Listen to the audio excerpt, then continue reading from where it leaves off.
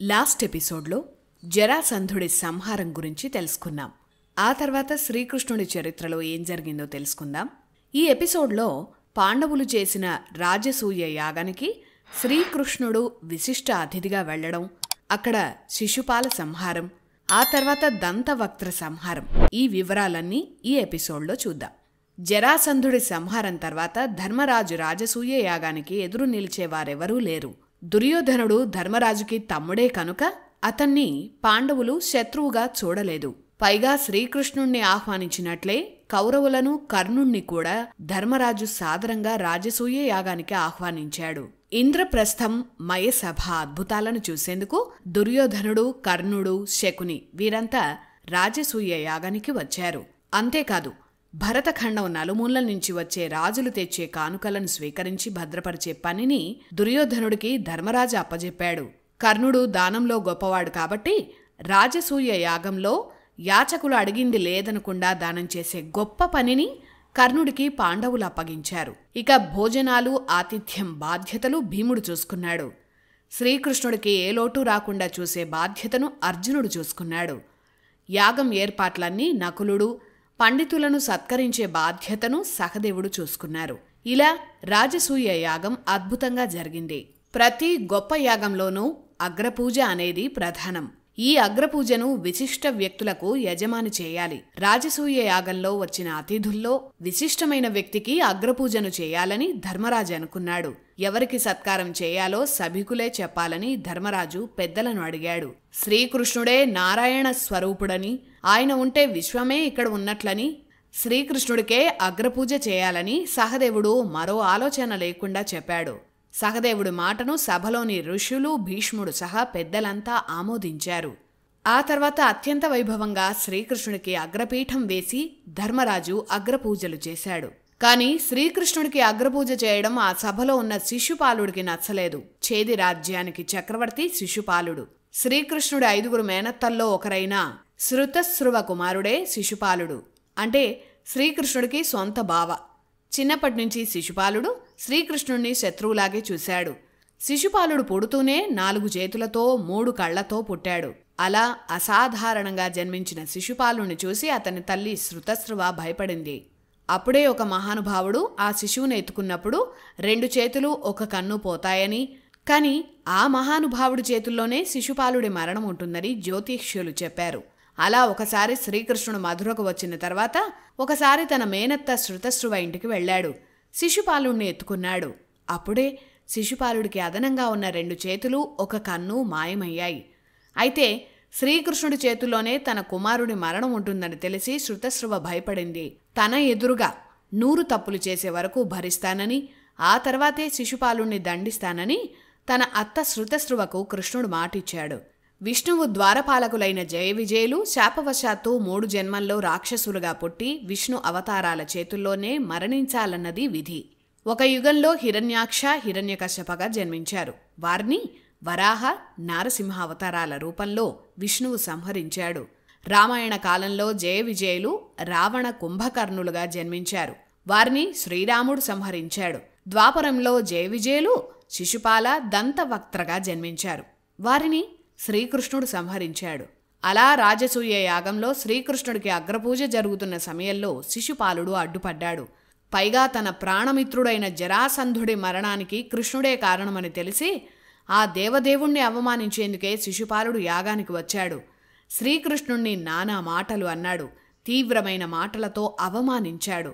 అన్ని మాటలంటున్నా కృష్ణుడు చిరునవ్వుతోనే వింటున్నాడు. అతని ప్రతి మాటను లెక్కపెడుతున్నాడు. కాని కృష్ణుడికి జరుగుతున్న అవమానం సభలో చాలామందికి బాధ కలిగించింది. ముఖ్యంగా పాండవులు శిశుపాలుణ్ణి సంహరిస్తామని హెచ్చరించారు. అయినా శిశుపాలుడు లెక్క చేయకుండా కృష్ణుణ్ణి నానా మాటలు అంటూనే ఉన్నాడు. అలా కృష్ణుడు ముందు 100 తప్పులను శిశుపాలుడు చేసేశాడు. తన తల్లికి మాట ఇచ్చినందుకు 100 తప్పుల వరకు కృష్ణుడు బావ అయిన శిశుపాలుణ్ణి క్షమించాడు. 100వ తప్పు అవగానే క్షణాల్లో శ్రీకృష్ణుడి సుదర్శన చక్రం శిశుపాలుడి శిరస్సుని ఖండించింది. శిశుపాలుడి సంహారం తర్వాత రాజసూయ యాగం కూడా ముగిసింది. ధర్మరాజు సమ్రాటుగా ఇంద్రప్రస్థ సింహాసనాన్ని అధిష్ఠించాడు. ఇది జరిగిన తర్వాతే మయసభను చూసేందుకు దుర్యోధనుడు వెళ్లాడు. అక్కడ భ్రమపడి నీళ్లలో దుర్యోధనుడు పడ్డాడు. అలా దుర్యోధనుడు పడింది చూసి అక్కడ నవ్వింది భీముడు, కొంతమంది రాజులు. కానీ సినిమాల్లో ద్రౌపది నవ్విందని చూపిస్తారు. అది శుద్ధ తప్పు. భారతంలో గాని భాగవతంలో గాని మయసభ ఘట్టంలో ద్రౌపది నవ్వలేదు. మన ఇతిహాసాలను పురాణాలను తప్పుదారి పట్టించేందుకు కొందరు అజ్ఞానులు అలాంటి సన్నివేశాలను సృష్టించారు. ధర్మరాజు, అర్జునుడు వారిస్తున్నా భీముడు దుర్యోధనుణ్ణి చూసి నవ్వాడు. అది అవమానంగా భావించి దుర్యోధనుడు వెళ్ళిపోయాడు. తన తండ్రిని రెచ్చగొట్టేందుకు తను పడిపోతే అందరూ నవ్వారని ఇలా అబద్ధాలు చెప్పాడు. అలా కురుక్షేత్ర యుద్ధానికి మరో పునాది పడింది. ఇది అసలు కథ. జరాసంధుడు, శిశుపాలుడు మరణించాక అతని కూటమిలో ఉన్న రాజులు ఎలాగైనా కృష్ణుణ్ణి సంహరించాలనుకున్నారు. శిశుపాలుడి అన్న దంతవక్త్ర, వీరికి మరో స్నేహితుడు సాళ్వరాజు. ఈ సాళ్వరాజు యదువంశాన్ని నాశనం చేస్తానని ప్రతిజ్ఞ చేశాడు. కానీ రుక్మిణీ స్వయంవర సమయంలో కృష్ణుడితో చావుదెబ్బలు తిన్నవారిలో ఈ సాళ్వుడు కూడా ఉన్నాడు. కనుక కృష్ణుణ్ణి ఎదుర్కోవాలంటే గొప్ప శక్తులు కావాలని సాళ్వుడు అనుకున్నాడు. అందుకు శివుడి కోసం సంవత్సరం పాటు ఘోరమైన తపస్సు చేశాడు. శివుడు ప్రత్యక్షమై వరం కోరుకోమన్నాడు. ఈ సృష్టిలో దేవతల దగ్గర కూడా లేనంత శక్తివంతమైన ఆయుధాలతో కూడిన విమానాన్ని ప్రసాదించాలని సాళ్వుడు కోరాడు. అప్పుడు శివుడు సాళ్వుడు కోరుకున్న ఒక భారీ విమానాన్ని చేసివ్వాలని మయుణ్ణి ఆజ్ఞాపించాడు. అలా మయుడు సాళ్వుడి కోసం తయారు చేసిన విమానమే సౌభక విమానం. భాగవతంలో ఈ విమానం గురించి వర్ణన ఉంది. ఇప్పుడు యుద్ధాల్లో వాడుతున్న యుద్ధ విమానాల కన్నా అడ్వాన్స్డ్ విమానం అది. ఆ విమానంలో నివసించవచ్చు, ఒక సైన్యాన్నే తీసుకువెళ్లొచ్చు, రకరకాల ఆయుధాలను ఆకాశం నుంచి ప్రయోగించవచ్చు. ద్వాపరయుగంలోనే విమానాలున్నాయని చెప్పేందుకు ఈ ఘట్టం సాక్ష్యం. అలా ఈ విమానాన్ని తీసుకొని సాళ్వుడు ద్వారకపై యుద్ధం చేయడానికి వెళ్ళాడు. అకస్మాత్తుగా ఆకాశ మార్గాన వచ్చిన సాళ్వుడు ద్వారకపై విమానం నుంచి దాడి చేశాడు. ఎన్నో భవనాలను భస్మం చేశాడు. అకస్మాత్తుగా జరిగిన ఈ ఆకాశ యుద్ధంతో ఏం చేయాలో అర్థం కాక ద్వారక ప్రజలు పరుగులు తీశారు. ఆ సమయానికి శ్రీకృష్ణుడు ఇంద్రప్రస్థం నుంచి ద్వారకకు వస్తున్నాడు. దారిలో ఉన్నాడు.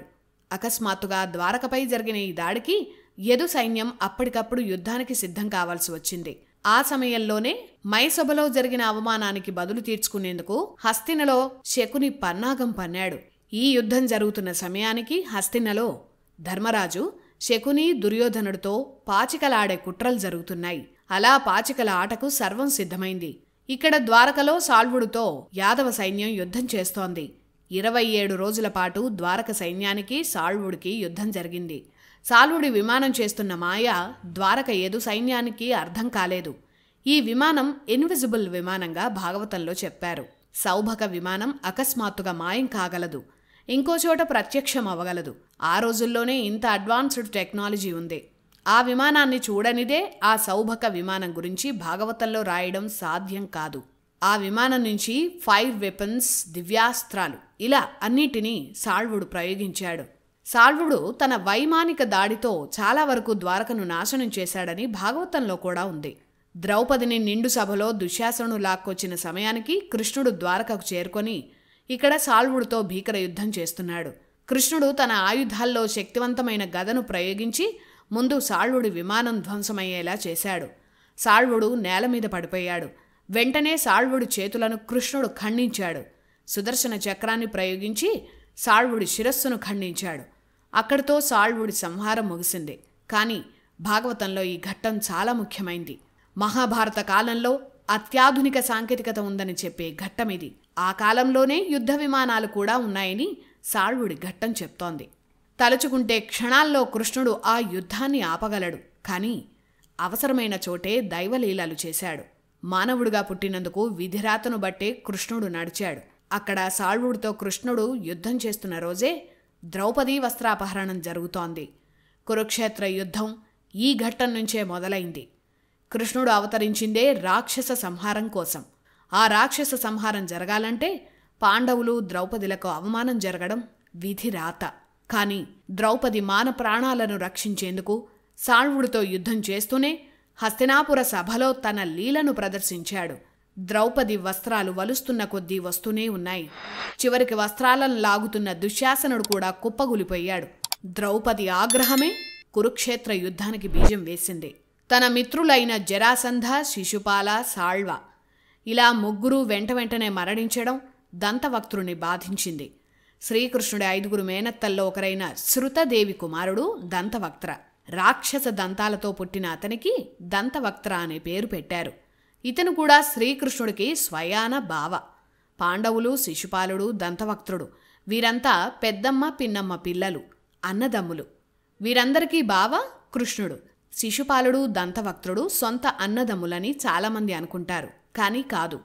శిశుపాలుడు, దంతవక్త్రుడు పెద్దమ్మ, పిన్నమ్మ పిల్లలు, కానీ ఇద్దరూ సొంత అన్నదమ్ముల్లానే పెరిగారు. శిశుపాలుడు అంటే దంతవక్త్రకు ప్రాణం. అతను మరణించాడని తెలిసి తట్టుకోలేకపోయాడు. సాళ్వుడి మరణం తర్వాత నేరుగా ద్వారకకు వెళ్ళాడు. కృష్ణుణ్ణి సంహరించాలని అనుకున్నాడు. ఎదురుపడిన కృష్ణుణ్ణి శిశుపాలుళ్లాగే దంతవక్త్ర నానా మాటలన్నాడు. కృష్ణుడు తన శక్తివంతమైన గదతో దంతవక్త్రని ఒకే దెబ్బతో సంహరించాడు. అతని మరణం చూసి శిశుపాలుడి సొంత తమ్ముడైన విదూరథ కృష్ణుడిపై దాడి చేశాడు. అతన్ని తన అన్నని సంహరించినట్లే సుదర్శన చక్రంతో శిరస్సు ఖండించాడు. అక్కడితో భవిష్యత్తులో జరిగే కురుక్షేత్ర యుద్ధంలో దుర్యోధనుడి వైపు చేరే జరాసంధ, శిశుపాల, దంతవక్త్ర, సాళ్వ లాంటి శక్తివంతమైన రాజులందర్నీ యుద్ధానికి ముందే శ్రీకృష్ణుడు తన వ్యూహాలతో సంహరించాడు. అందుకే పాండవులు యుద్ధంలో గెలవడం వెనుక ఉన్న శక్తి శ్రీకృష్ణుడు. ఈ ఘటనల తర్వాత కురు పాండవుల యుద్ధ సన్నాహాలు మొదలయ్యాయి. అప్పుడు కృష్ణుడు ఏం చేశాడు? ఆ చరిత్ర ఏంటో నెక్స్ట్ ఎపిసోడ్లో తెలుసుకుందాం.